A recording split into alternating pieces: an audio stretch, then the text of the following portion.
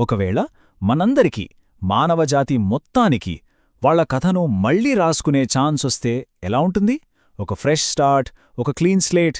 ఈ ఆలోచన మనందరికీ ఎప్పుడో ఒకప్పుడు వస్తుంది కదా. ఈరోజు మనం అలాంటి 2 కథల గురించి లోతుగా మాట్లాడుకోబోతున్నాం.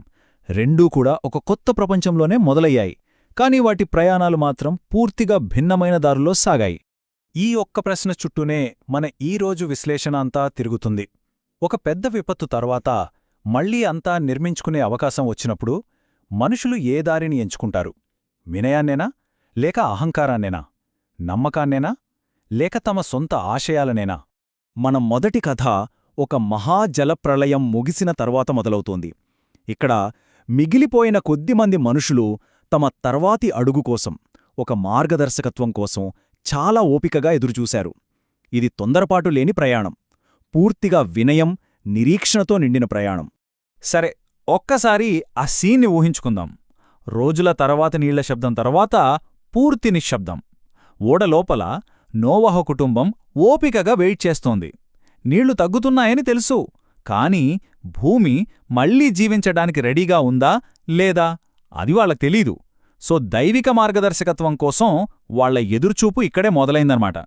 నోవహు ఏమీ ఆలోచించకుండా బయటకు వచ్చేయలేదు. చాలా పద్ధతిగా step by step process follow అయ్యాడు. మొదట ఒక కాకిని పంపాడు. అది తిరిగి రాలేదు.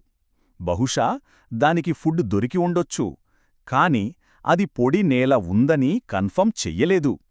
అప్పుడు ఒక పావురాన్ని పంపాడు. దానికి ఎక్కడా ఆగేందుకు చోటు దొరక్క మళ్ళీ వెనకొచ్చేసింది. ఇది ఓపికకు నిజంగా ఒక పెద్ద పరీక్ష. చివరికి అదే పావురం ఒక చిన్న ఆలివాకుతో తిరిగొచ్చింది. అసలు ఈ చిన్న ఆకుకున్న ప్రాముఖ్యత అంతా ఇంతా కాదు.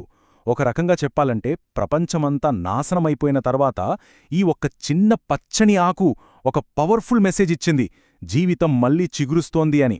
అది ఆశకు, పునరుద్ధరణకు, అన్నింటికన్నా ముఖ్యంగా సృష్టికర్త తమను మర్చిపోలేదనే ఒక వాగ్దానానికి గుర్తుగా నిలిచింది. ఆ తర్వాత ఫైనల్గా ఆ క్షణం రానే వచ్చింది. ఓడ తలుపులు తెరుచుకున్నాయి. జంతువులన్నీ స్వేచ్ఛగా బయటికి పరుగులు తీశాయి.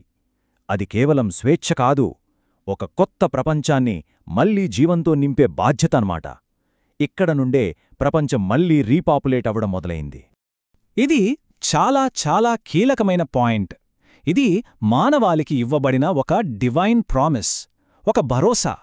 మళ్లీ ఇలాంటి సంపూర్ణ విధ్వంసం జరగదు అని. ఇది దేవుడికి మానవాళికి మధ్య ఒక కొత్త బంధాన్ని చూపిస్తోంది. ఇది శిక్ష మీద కాదు, కరుణ మీద, వాగ్దానం మీద ఆధారపడి ఉంటుంది. కేవలం మాటలే కాదు, ఈ వాగ్దానానికి ఒక పర్మనెంట్ విజిబుల్ సింబల్ కూడా ఇవ్వబడింది. అదే మనం ఆకాశంలో చూసే ఇంద్రధనస్సు. అది ఆ వాగ్దానానికి ఒక నిరంతర రిమైండర్. ప్రళయం ముగిసింది, భవిష్యత్తు ఆశతో నిండి ఉంది అని చెప్పే ఒక సంకేతం. సరే, ఇప్పటిదాకా ఒక కథ చూశాం కదా. ఇప్పుడు మనం పూర్తిగా భిన్నమైన రెండో కథలోకి వెళ్దాం. ఇక్కడ ఓపిక, వినయం లాంటివి ఉండవు. వాటి స్థానంలో మనిషి ఆశయం, గర్వం కనిపిస్తాయి. అందుకే మన టోన్ కూడా కొంచెం మారుతుంది. ఎందుకంటే ఇక్కడ మనుషులు తమ దారిని తామే వేసుకోవాలని డిసైడ్ అయ్యారు. ఈ ప్రశ్న మొదటి కథకు ఈ రెండో కథకు మధ్యున్న పూర్తి తేడాను చూపిస్తుంది. దేవుడి సంకేతం కోసం వెయిట్ చేయడానికి బదులుగా వాళ్లే ఆకాశానికి ఒక సిగ్నల్ పంపాలనుకుంటే ఏమవుతుంది? అదే ఈ రెండో కథ. వీళ్ల సంకల్ప బలం, వాళ్ళ ప్రాజెక్ట్ స్కేల్ ఒకసారి చూడండి. మామూలు ఇటుకలతో ఏకంగా ఆకాశాన్ని తాకే టవర్ కట్టాలనుకున్నారు. ఇది వాళ్ళ యూనిటీకి, వాళ్ళ స్కిల్స్కి ఒక పెద్ద నిదర్శనం. వాళ్ల మోటివేషన్ ఏంటో ఇక్కడ క్లియర్గా తెలుస్తోంది. వాళ్లు కేవలం ఉండటానికి ఒక ఇల్లు కట్టుకోవట్లేదు. వాళ్లకంటూ ఒక పేరు సంపాదించుకోవడానికి, వాళ్ల గొప్పతనాన్ని ప్రపంచానికి చాటటానికి, చరిత్రలో నిలిచిపోవడానికి ఈ పని మొదలుపెట్టారు. వాళ్ల గోల్ దేవుని చేరుకోవడం కాదు, తమకంటూ ఒక పేరు తెచ్చుకోవడం. సో వాళ్ల గోల్స్ ఏంటో చూస్తే, ఫస్ట్ వాళ్లకంటూ ఒక పేరు రావాలి. 2 ప్రపంచం మొత్తం చెల్లాచెదురు అయిపోకూడదు, అందరూ ఒకే చోట ఉండాలి. 3 ఎవరిమీద ఆధారపడకూడదు, వాళ్ల తెలివితేటలు, వాళ్ల బలమే వాళ్లకి ముఖ్యం. అంటే ఇది పూర్తిగా గర్వం నుండి, అన్నీ తమ కంట్రోల్లో ఉండాలనే కోరిక నుండి పుట్టిన ప్రాజెక్ట్ అన్నమాట. బాబేల్ కథలో అసలైన ట్విస్ట్ ఇక్కడే వస్తుంది. వాళ్ల ప్లాన్ అంతా పర్ఫెక్ట్గా వెళ్తున్నట్టే కనిపించింది, కానీ వాళ్ల అహంకారానికి ఊహించని ఒక దెబ్బ తగిలింది.